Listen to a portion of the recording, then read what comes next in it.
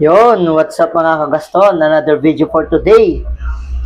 So for today's video, tayo ay magro-road trip.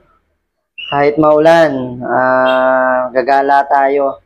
Kasi madalang lang naman yung ganito. At saka day off din naman natin sa shop. Every Sunday pala close tayo. So bago lahat, intro muna.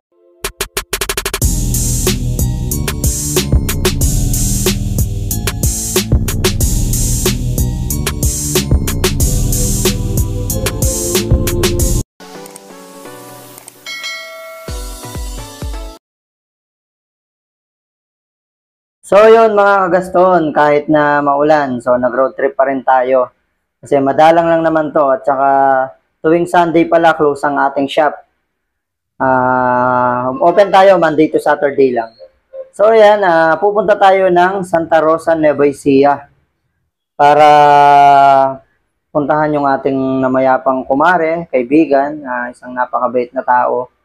So yun, sa edad na 26 or 25 years old pa lang, kinuha na siya ni Lord. So yun, kahit maulan, maputik, nababasa. So ayan, nag-road trip pa rin tayo kasi yun na lang yung ano natin, huling silip sa kanya. Kaya kahit malayo man, hindi yun naging hadlang para mapuntahan natin siya.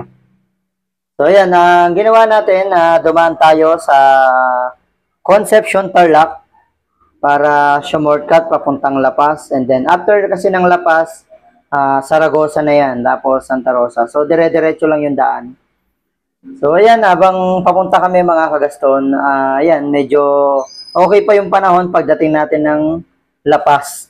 So bandang La Paz yan mga kagaston, yung diretsyon daan na yan. So La Paz, Tarlac. Maganda pa yung daan at saka hindi pa umuulan. So diretsong daan lang yan. So yung kagandahan kasi ngayon mga kagaston, meron ng Waze. So mag-Waze ka lang para mapuntahan mo yung dapat mong puntahan kung di mo kabisado yung daan.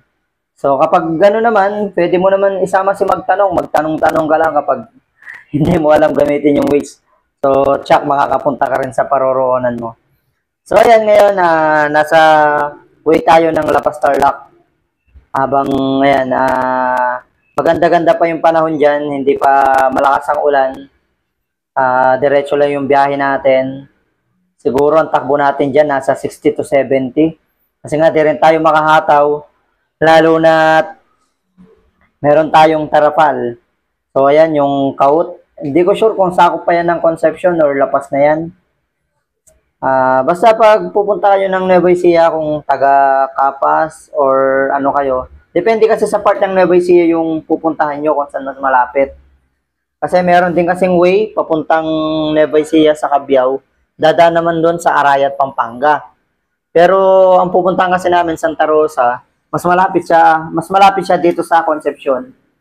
Para after ng Concepcion kasi, La Paz tapos Saragosa na. Tapos Santa Rosa na 'yon.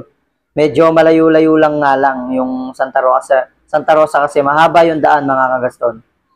So ayan, diretso lang yung daan natin diyan. Napakadali lang sundan.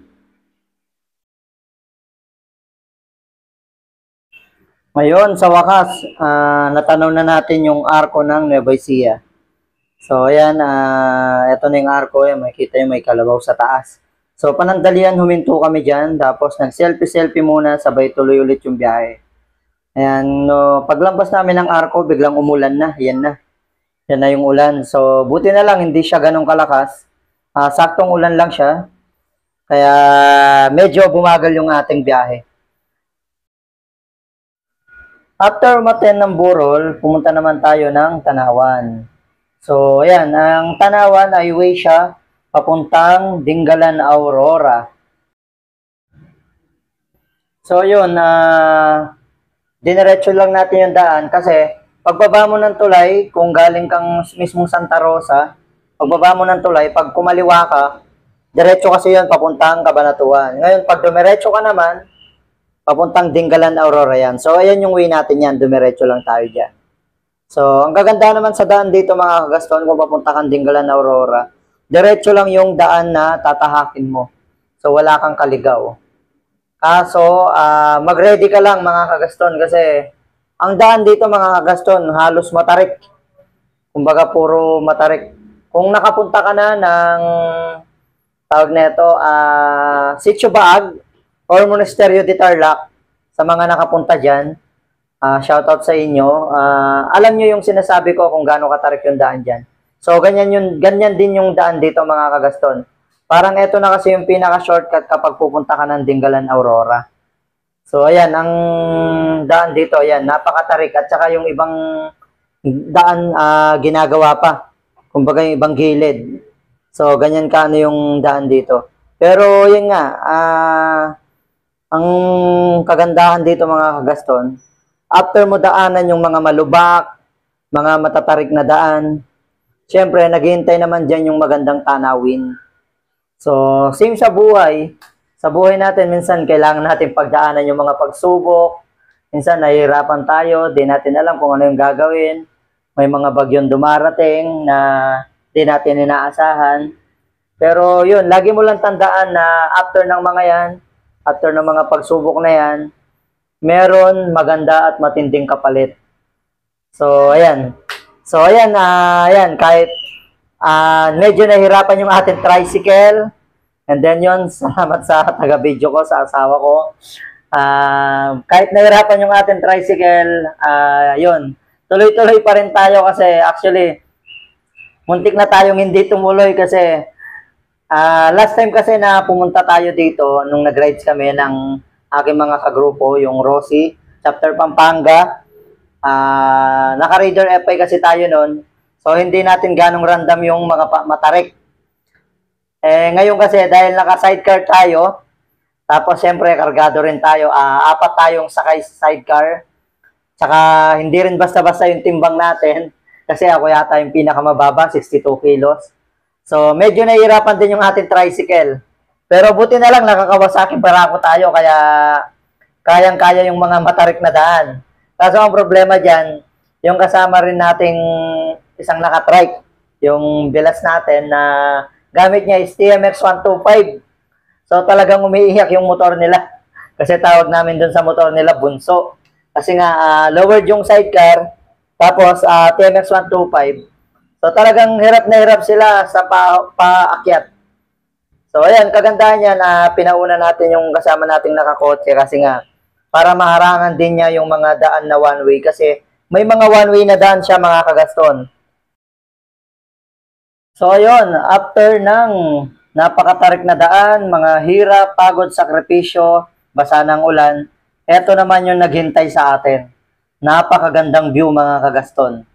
So view deck talaga siya. Napakaganda ng makikita mo rito mga kagaston.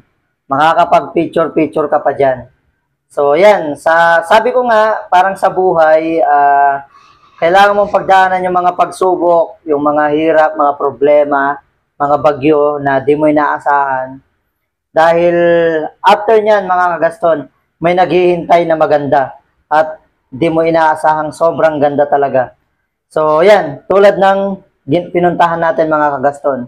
Nahirapan man yung motor natin, napagod man tayo, nabasa man tayo ng ulan. Pero napakaganda naman ng view na napuntahan natin. Ang lugar pala to mga kagaston is Tanawan. So tawag siya Tanawan, ano siya, view deck. Kumbaga nasa taas siya mga kagaston, view deck siya.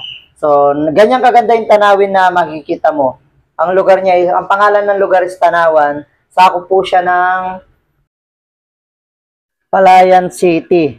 So alam ko parte pa to ng Nueva Ecija. So, after kasi ng daan dito, labas mo rito is Gabaldon. So, after ng Gabaldon, papunta nyo ng Dingalan, Aurora. So, yun. Pauwi na tayo mga kagaston. Medyo madilim-dilim na. At inabutan na naman tayo ng ulan. So, ganyan ka ano yung panahon. So, ayun. Salamat sa pagsama sa atin sa ating road trip. Location pala ng shop natin, San Roque, Bamban, Tarlac. Message nyo lang ako sa ating Facebook page, Nixon Lennon Motovlog. I-Google Map nyo lang pag pupunta kayo rito, Nixon Lennon Shop, Bamban. So, harap siya ng Bamban Central Elementary School, tabi ng L Graphics and Printing Services. So, thank you for watching. God bless sa inyo.